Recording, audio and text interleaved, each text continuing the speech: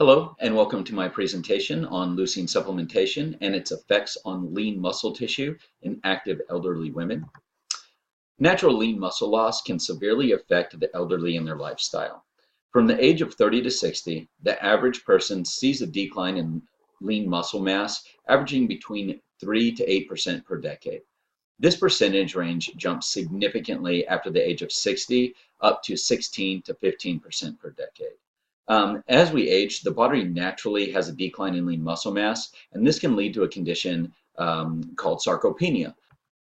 The study itself is looking at if supplementation twice daily of leucine in 2.5-gram dosages combined with regular and consistent exercise can promote a measurable amount of muscle protein synthesis in healthy active elderly females, basically the age of 65 and above. The hypothesis is that supplementation of leucine twice daily in dosages of 2.5 grams per serving will attenuate muscle degradation and promote muscle protein synthesis in active, healthy elderly females when used in combination with regular cardiovascular and resistance exercise. The study parameters will be as follows. The study will be 180 days in length.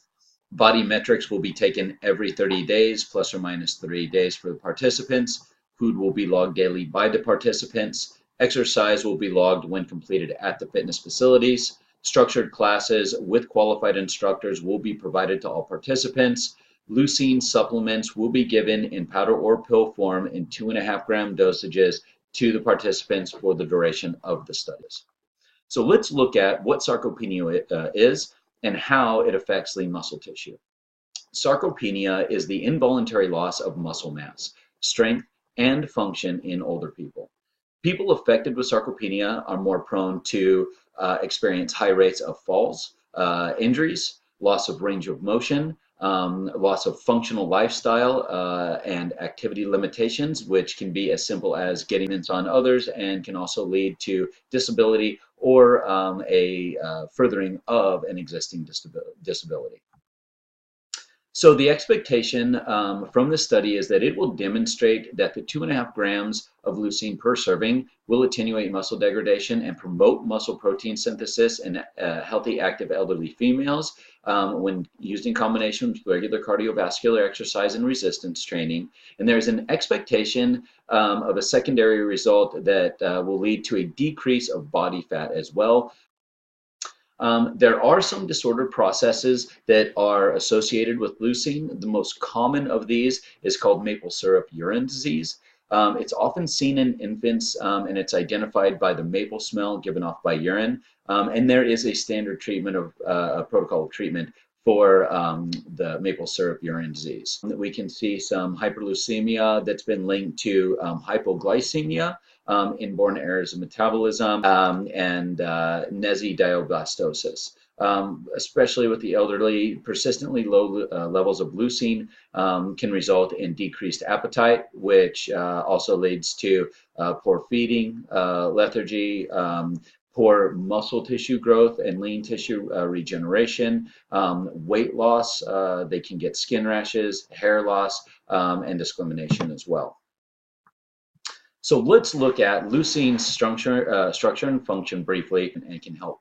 So leucine is an essential amino acid. It's a branched chain amino acid that's involved in multiple parts of human metabolism.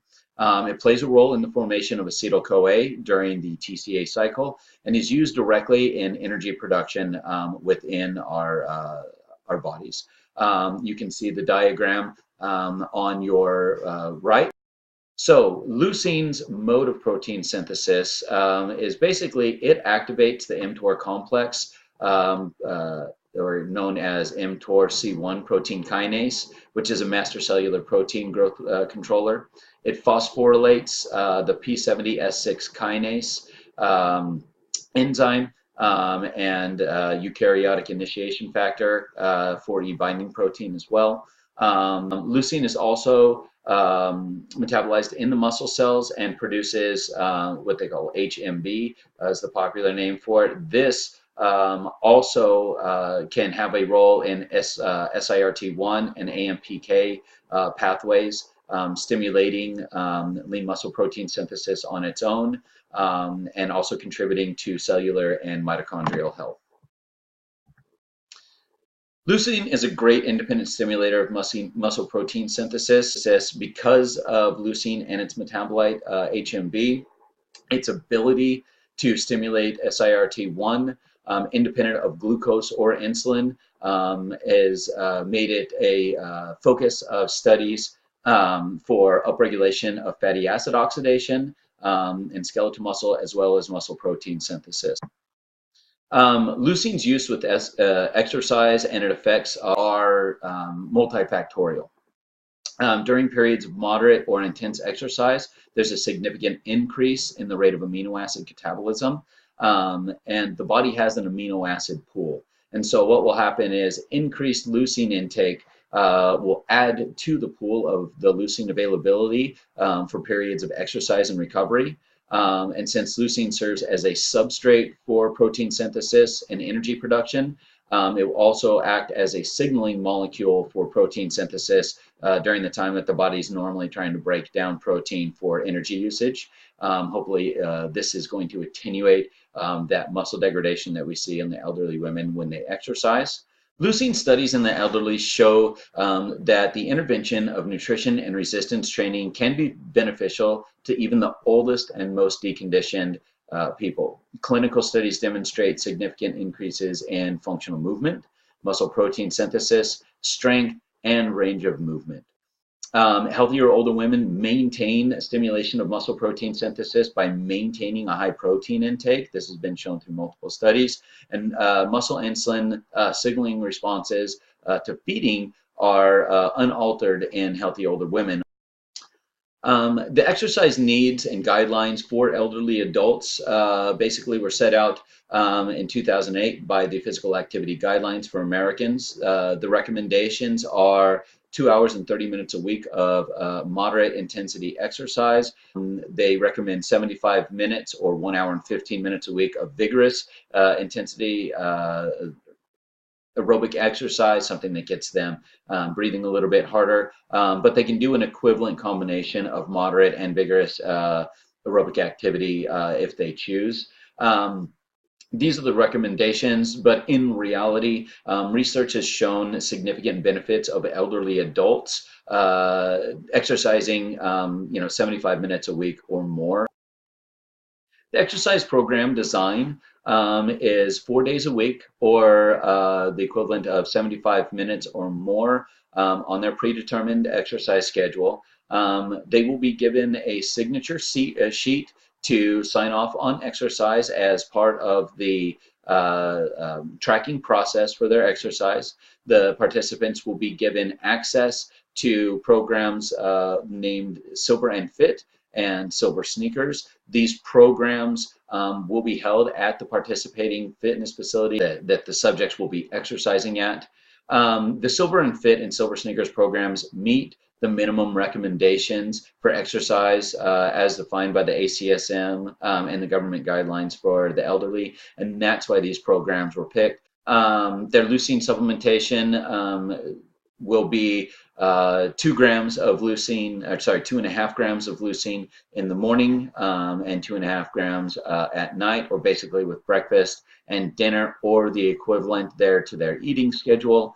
Study participants will be taught through pre-made instructional videos how to log their nutrition. While we will not be giving them a set nutrition routine to do during the study, we will have them tracking their food so we can see their relative calorie intake, and through tracking the exercise we will be able to see their relative energy output, allowing us to understand what their net calorie intake and output is throughout the day, also to look at muscle mass and fat loss and account that into our study.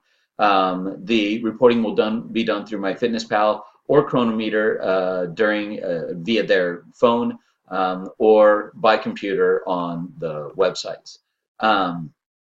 We will be measuring their lean body mass by getting their body weight, by getting their body fat, and from this we can calculate lean body mass. And lean body mass is the primary data point for this study.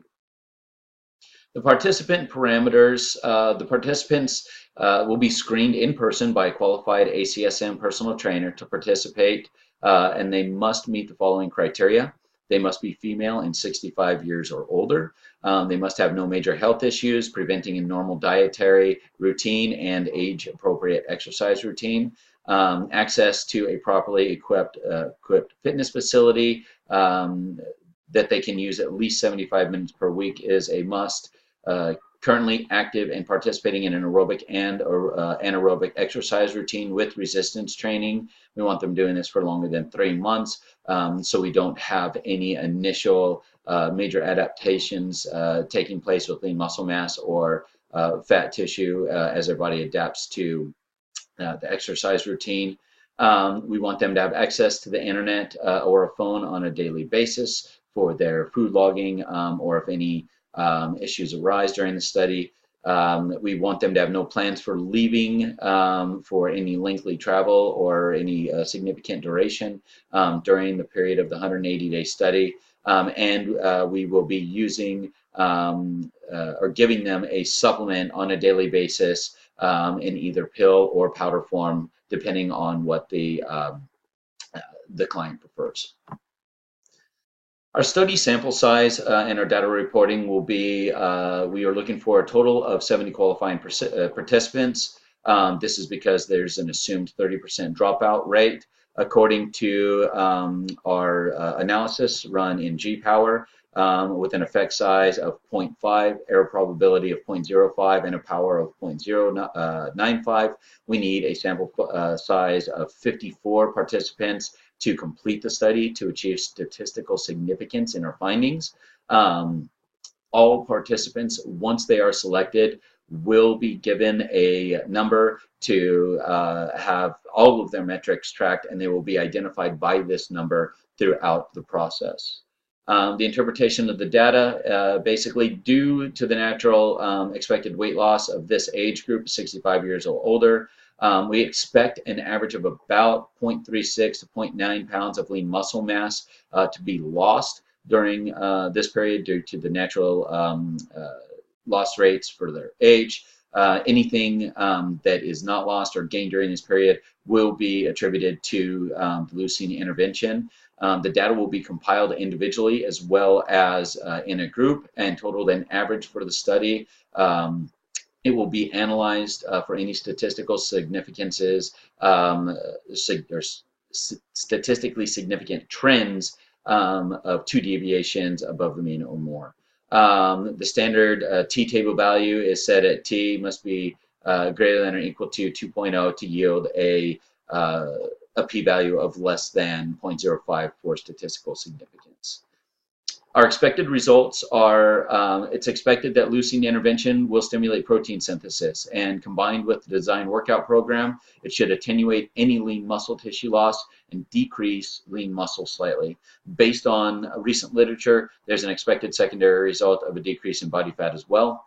Because baseline body weight, body fat, and lean tissue numbers will be taken before the leucine supplementation intervention, there are studies validating the expected lean muscle tissue loss over time. Any statistically significant improvement in lean muscle tissue should be observed, and this can attenuate, can include an attenuation of lean muscle mass.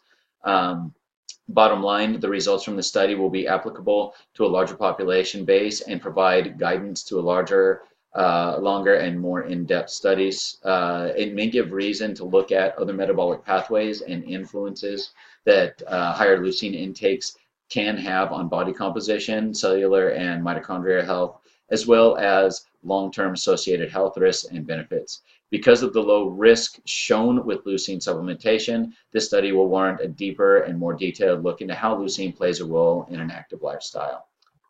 Thank you very much.